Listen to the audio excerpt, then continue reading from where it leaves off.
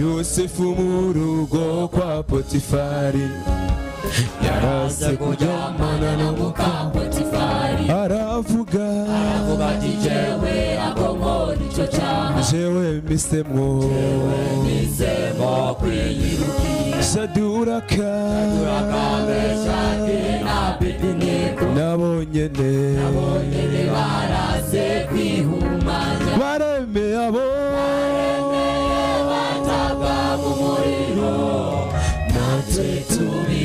abo bahisi bareme abo bataga mu muriro natwe tubigane Yosefu mu rugo kwa Potifari yarase kujyamana na muka Potifari aravuga jewe akomora icyo cyaha jewe mbisemwo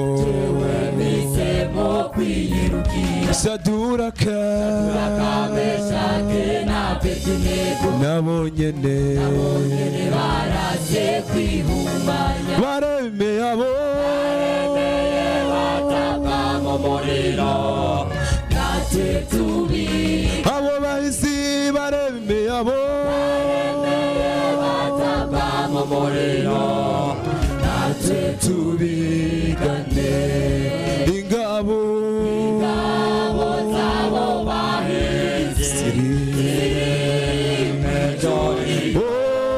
kandi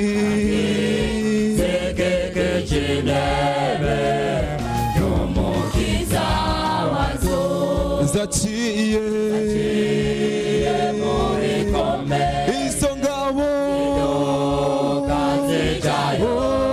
natwe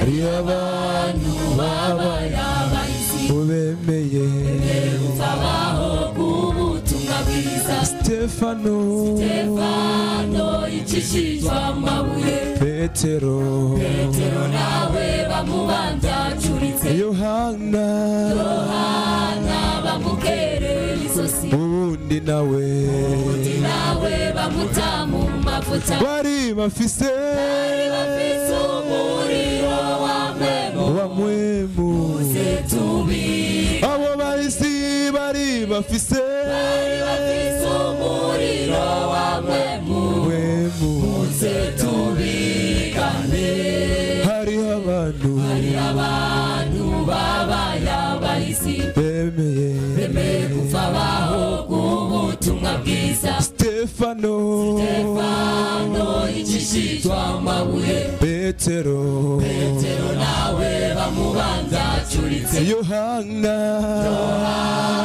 bamukereye izosi, undi nawe bamuta mu mavuta. bari bafise wa mpwemu, abo bahisi bari bafise wa mpwemu, ingabo zabo bahizi ziri kandi y'umukiza wazo, zaciye mu bikomeye. izo ngabo natwe